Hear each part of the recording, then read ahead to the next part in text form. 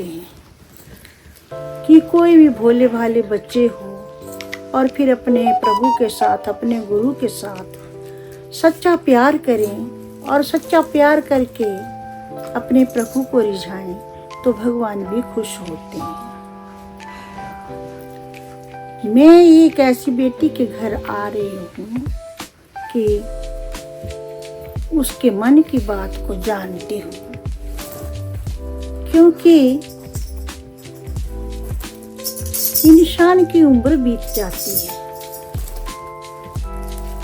जितने भी रंग दुनिया के होते हैं, हर इंसान हर रंग को देखता भी है और पहचानता भी है, लेकिन जब फिर अपनी गुरु की लाइन पर आ जाता है तो जब वो रस मिलता है, उस रस में इंसान अपने बाकी सारे कर्म भूल जाता है। जब भी इंसान इस सृष्टि में उतरे, इस गृहस्थ आश्रम में आता है, तो उसको लाखों तकलीफ होती है, लाखों दुख होते हैं, और फिर उन दुखों को निकल करके फिर एक अपने प्रभु के पास आना है, वो सबसे बड़ी भक्ति है। क्योंकि ना जाने कितने दुख मिलते हैं इंसान को, और फिर किस किस किस्म का मिलता है, और जिसको मिलता वो ही जानता है कि सजा कैसे मिलती है।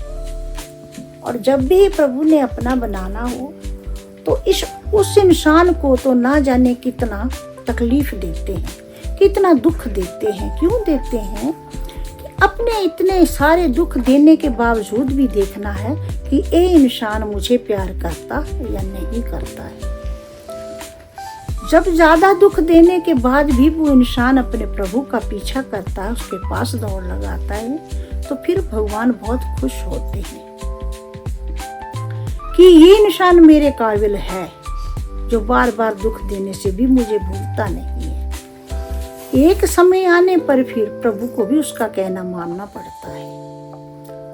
भक्ति ऐसा रंग है, ऐसी चीज है कि जो इंसान इसको करता है, इसके इशारों पर चलता है, इस अपनी मर्यादा के अंदर रहता है, वो इंसान अपने प्रभु का होके रह जाता है। क्योंकि बहुत खुशी का समय होता है, लेकिन उस खुशी को भी अपने अंदर पीना आसान बात नहीं है। दुख तो इंसान से पिया ही नहीं जाता है, पर खुशी भी नहीं पी जाती है। ये भी ध्यान देना, क्योंकि जब खुशी ही देता है तो वो ईश्वर को भूल जाता है, और जो जब दुख मिलता है तो ईश्वर का पीछा करता है।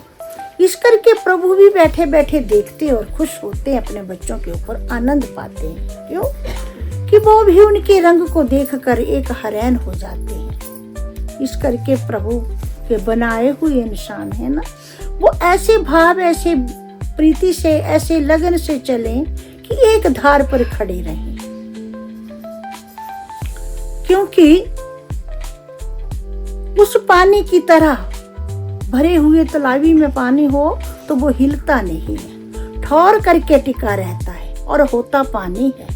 जब मुट्ठी में ले तो मुट्ठी पे हाथ नहीं आता है, और जब उसको उस सागर में देखें तो वो एक जगह स्थिर होकर खड़ा रहता है। इसी तरह इंसान को भी सागर में खड़ा होकर के उस तरह रहना चाहिए, तब जाकर के उस प्रभु का दर्शन पा सकता है, उसके भीतर जा सकता है, उसका आनंद ले सकता है, उसकी पूरी खोज कर सकता है। बेटा,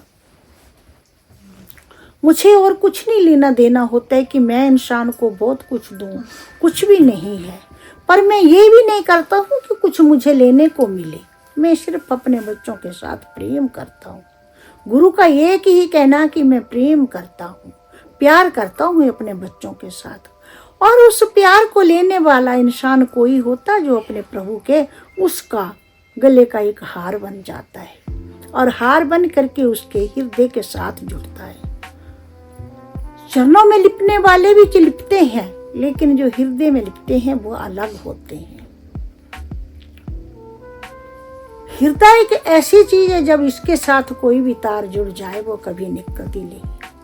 क्योंकि इंसान की कभी वाणी चलती है, कभी आवाज चलती है, कभी उसका दर्शन चलता है, और कभी फिर उसका अनुभव चलता है। और जब उसका अनुभव चलता है वो हृदय के साथ जुड़ा रहता है। जब यहाँ से जो भी वाणी निकलेगी वो सत्य वाणी निकलती है। लेकिन जब तक अपने प्रभु की वो रोशनी, वो लाइट, वो जोत अपने अंदर न समाए, तब तक इस चीज तक इंसान पहुंच नहीं पाता। इस करके जब भी बैठना हो तो अपने हृदय को जगाने की कोशिश करना, ताकि तुम्हें उस प्रभु के दरबार से कुछ मिल सके और उसके साथ तुम अपना कोई एक खुशी भर दिन टाइम निकाल सके। हम सभी लोग उस ईश्वर की खेती है। पता नहीं किस जन्म के बीज बीजे हुए थे जो समय के अनुसार उग रहे हैं और अपने प्रभु के साथ जुड़ रहे हैं। इस करके जब भी कोई फल ऐसा लगे और सच्चा भरा निकले तो वो प्रभु को बहुत प्यारा होता है। वो अपने फल को अपने ही हिसाब से उसको चुन लेते हैं और अपने पास ले आते हैं, क्योंकि दुनिया में तो लाखों कोसों लोग हैं, ब्रह्मांड है भरा हुआ है, लेकिन उनके जो अपने फल है वो उनको अलग ही चुन कर लाते हैं। अपनी माला के मोती अलग ही बना लेते हैं और अपनी ही माला में उसको परो लेते हैं। उस धागे में असरा बांध लेते हैं कि कभी भी अपने उस धागे से निकालते नहीं है। और सबकी एक ही अरदास होना चाहिए कि हमें अपने भगवान के पास जाकर उसकी उस माला का मनका बनना है, उस माला का मोती बनना है जो ईश्वर के पास रहे, उस धागे से कभी टूटे ना। बेटा, रास्ते चले होते हैं। हमने आपको पहले भी कहा था कि आप तो जो अपनी मंजिल जहाँ तक तय करनी थी, एक दायरा होता है, वो दायरा तो आपने देख लिया है, उस तक तो पहुँच गए। लेकिन आगे भी कोई ये थोड़ा कि भक्ति खत्म हो जाती है, उसकी खोज तो कभी भी खत्म नहीं होती है। कोई आर्टिस्ट हो तो वो कितना भी ही अपनी कला को फैलाए, उसकी कला कभी खत्म नहीं होती है। जो कोई गुरु का प्रेमी भक्त होता है वो कितनी भी भक्ति करे, वो कभी भक्ति से उसका मन नहीं भरता है, क्योंकि जब भी खोज करें तो आगे का आगे कुछ ना कुछ उसको दिखाई देता है, जिसकी ओर वो उसकी दौड़ फिर लग जाती है। इसी ही तरह तुम लोगों को भी चलना था। आज भी प्रभु ने तुम्हारे और भी कितनी पौड़ियां लगा करके खड़ी कर दी है। अब आपने बेटा अब वो पौड़ियां चढ़ने शुरू करनी है जिन पौड़ियों के ऊपर जाना है, और वहां पर तेरे गुरु तेरे साथ नहीं होंगे, तेरे भगवान तेरे साथ होंगे। उनको चढ़ने के लिए समय बहुत लगता है। ये मत समझना कि कितनी पौड़ियां हैं, कब चढ़नी है और कैसे जाना है। बेटा, नाभि से लेकर अपने सिर तक ये जो पौड़ी होती है, ये कहते हैं ना कि जैसे मैं कहा था कि पौड़ी कितनी होती है, कुंभ कितने होते हैं, कमल कितने होते हैं, इसी ही तरह जब हम चलने लगे तो ना जाने हमारी पौड़ी कितनी होती है। हम नाभि से लेकर चल करके उस अनहद तक पहुँचते पहुँचते हमारी जो पौड़ी है 1008 पौड़ी है। 1008 पौड़ी जब हमने उसको तय करना है, वो जो शुरू होती है जब गुरु महाराज जी प्रभु के साथ अपने बच्चों का मिलन करवाती हैं, तो वो उसके बाद शुरू होती है। अब उसकी चढ़ाई चढ़नी है, वो बहुत धीमे धीमे चलती है। उसमें एक कारण होता है कि आदमी का खान पान का कोई परहेज नहीं होता है, पर उसके लिए फिर भी ये होता है कि जब चढ़नी है ना तो उसके लिए हमारा टाइम पता नहीं कब पूरा हो जाना। तो हम अगर घर घर बैठे खाना बैठ जाए तो फिर हम पेट ही भरते रहे तो हम चल नहीं पाएंगे। इस करके बेटा अब वो चढ़ाई शुरू करनी है जिसके ऊपर तुम लोगों ने चलना है। और फिर आज गुरु का कहना है, क्योंकि हमारे प्रभु का जन्मदिन है, जिस जन्मदिन की ना जाने कितनी खुशी है, और हर कदम कदम ना जाने कितने आश्रम कितने भक्तों के पास उनकी वो चहल पहल लगी है। उनमें से एक तू भी भाग्यशाली है, तेरे घर भी वो आनंद आ रहा है। अपना ये समय कभी भी खराब नहीं करना। हम लोग कहते तो हैं ना कि हम चलो कहीं भी सही, एक जगह सही कि पर नहीं, समय समय पर अपने प्रभु को बुलाओ, अपनी गृहस्थी को एक स्वर्ग बनाने की कोशिश करो, क्योंकि ये गृहस्थी जन्मों जन्मों से ना जाने किस किस कर्म पापी से बैठी हुई।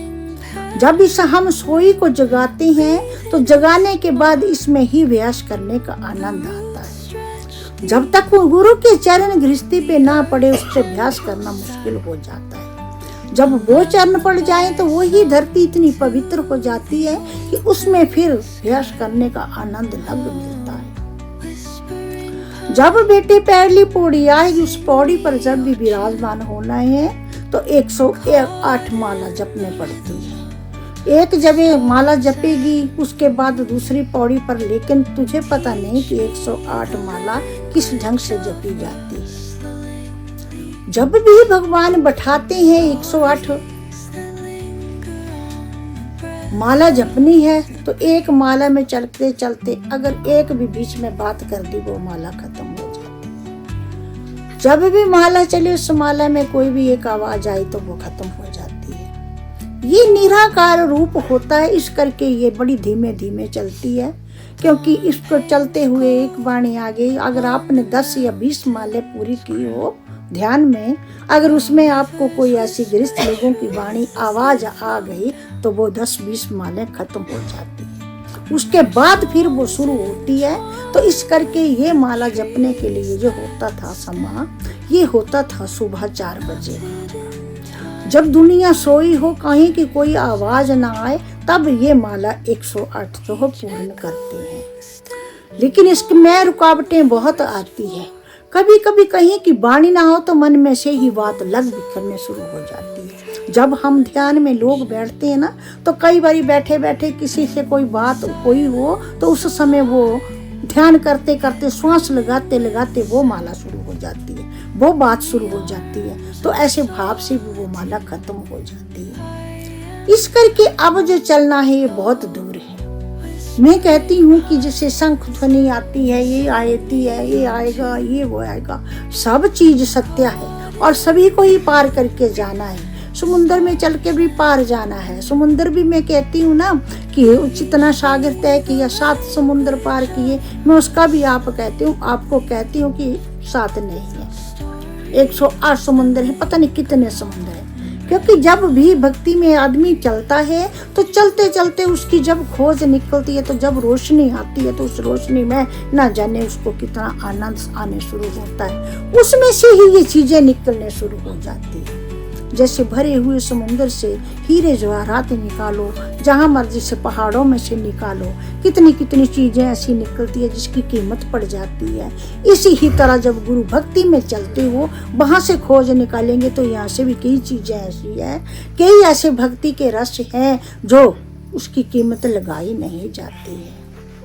और फिर बैठे बैठे इस समाज में आते हुए, इस गृहस्थी में आते हुए, इस हाव हवा में आते, इस वातावरण में आते हुए अगर एक इंसान अपने प्रभु के साथ मिल जाए तो वो बहुत भाग्यशाली होता है। उसमें से तुम 1 लोग बने, 4 बने, 6 बने, पूरे बैठे हुए सभी बने, प्रभु को तो कोई दुख थोड़ी होगा इस बात का, खुशी होगी। लेकिन इतनी कठिनाई लेने के लिए देखो, कठिनाई एक किस्म की नहीं होती है। जो गृहस्थी लोग होते हैं, गृहस्थ आश्रम में चलते हैं, उनको बहुत ही तरह की कठिनाई प्राप्त होती है, क्योंकि इससे पार होना आसान बात नहीं है। आज दिन तक नहीं तो किसी ने अपने परिवार को खुश किया ना कर सकता, ना पीछे किया ना आगे कर सकेगा। उसमें से कोई ना कोई तुम्हें वापस का दुख मिल ही जाएगा। इस करके इसके होते हुए इसमें निकल कर जो जाना है, ये कठिनाई भी अगर अपनी झोली में डाल ले तो भी इससे भी कोई एक पौड़ी तैयार हो जाती है। किसी के ताने सुनने से भी तुम जवाब न दोगे तो भी तुम्हारे पास कोई चीज मिल जाएगी। किसी की बात सुनने पर भी उसको उत्तर न देंगे, उस पर शांति कर जाएंगे तो भी प्रभु के पास कुछ तुम्हारी हाजिरी लग जाएगी।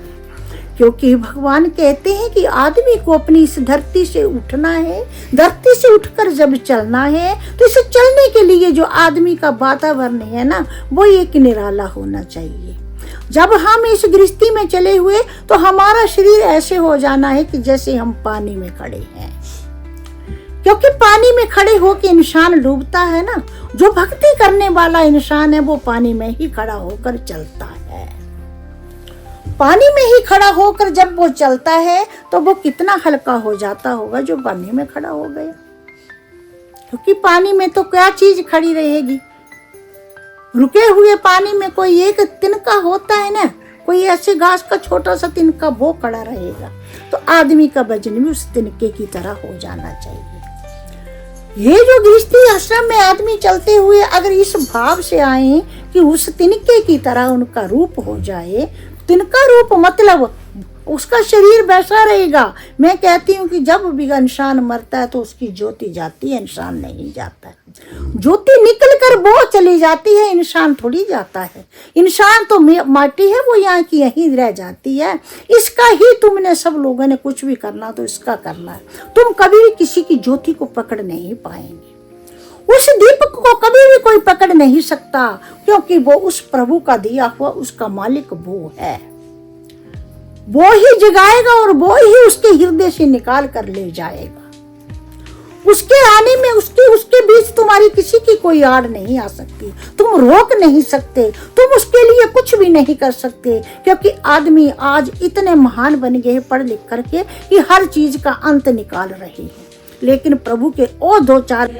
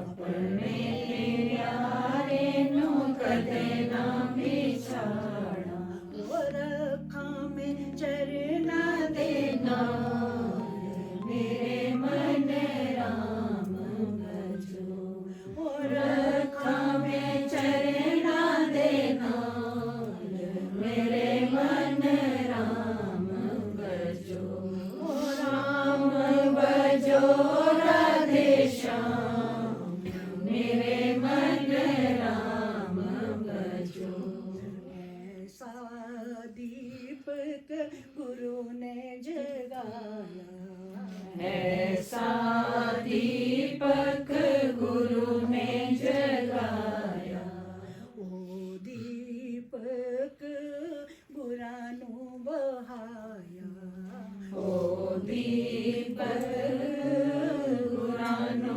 बहाया और रखायों ने अपने पास मेरे मन राम भजो और राम भजो राधे श्याम मेरे मन राम भजो।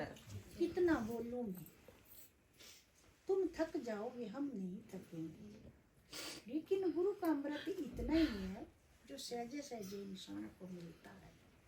बूंद इधर भी ना गिरे, बूंद इधर भी ना गिरे। अगर परचैन से गिर जाए जो दूसरा उसको चाट ले, खत्म ना करे। क्योंकि ये अमृत होता है ना, ये अमृत यहाँ से थोड़ी निकलेगा, बॉडी से थोड़ा निकलेगा, कोई तुम्हारे कुंभ से थोड़ी निकलेगा। ये अमृत गुरु की अमृत वाणी से निकलता। जब ये निकलता तो इसकी बूंद सिर्फ या तो बच्चों के मुख में पड़े या फिर गुरु के पास रहे। इस करके उसको सहजे सहजे ही इंसान को देते हैं कि वो उसको अपना सके, उसको बना सके, अपने पास ले सके। अब बेटा कीर्तन करो, अपना भजन करो, नाचो गाओ, जैसी खुशी करनी है।